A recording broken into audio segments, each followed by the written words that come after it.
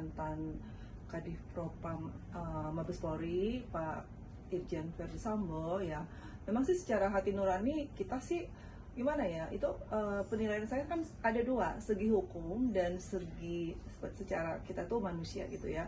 Kalau secara hukum ya memang layak dia dihukum seperti itu, karena kan memang perbuatannya dia kan menghilangkan nyawa dan itu sudah terbukti. Meskipun memang pengacaranya juga tadi saya dengar dia bilang itu masih inilah gitu, masih ada tahap-tahap berikutnya kan, misalnya nanti untuk banding atau apa. Tapi saya memberikan jempol kepada majelis hakim yang sudah memberikan keputusan yang tepat. Tetapi secara manusia biasa saya juga kan saya prihatin sama beliau, karena kan beliau itu kan dari masa mudanya saya lihat kan memang ternyata memang bukan orang sembarangan juga ya, berprestasi, berpendidikan, tapi kok bisa sih dia mau menghancurkan karirnya tiba-tiba hanya dengan emosi gitu kan gitu. Jadi menurut yang kita tahu kan sampai sekarang kan kita nggak tahu motifnya apa, tapi kalau kita dengar dari apa yang dibahas di pengadilan sampai sekarang, jadi memang katanya sih ya gitu, refleks tiba-tiba membunuh, tapi kan ternyata kan terbukti berencana.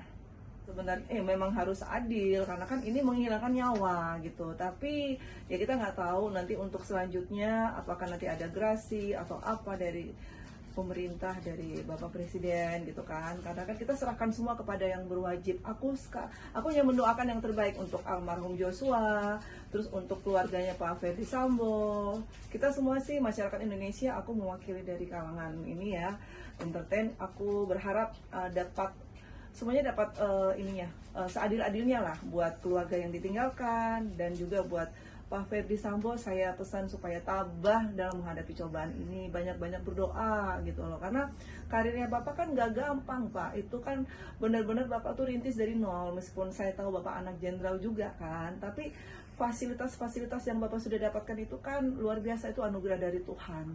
Nah dengan kayak begini, saya sendiri sebagai ibu, saya tuh nangis ngelihat Bapak, saya sedih banget. Dan sebenarnya saya juga ingin ketemu Bapak untuk memberikan dukungan aja, tapi bukan berarti saya bela kelakuan Bapak atau perbuatan Bapak, bukan. Tapi saya hanya memberikan dukungan bahwa Bapak tidak sendiri, kita semua mendoakan Bapak. Meskipun Bapak menghilangkan nyawa, tapi kita sebagai manusia, kita harus saling mendoakan, apalagi kan negara ini kan negara hukum. Jadi ya itu tadi, kita kembalikan ke hukum dan kita kembalikan ke kekuatan mental Bapak gitu loh. Karena semua risiko harus diambil kan. Ya dong, itu harus, karena itu kan haknya Bapak, haknya Pak Verdi Sambo, karena kan beliau juga ada pengacara, pasti dia akan memperjuangkan sampai bisa seadil-adilnya dia mendapatkan keputusan yang terbaik.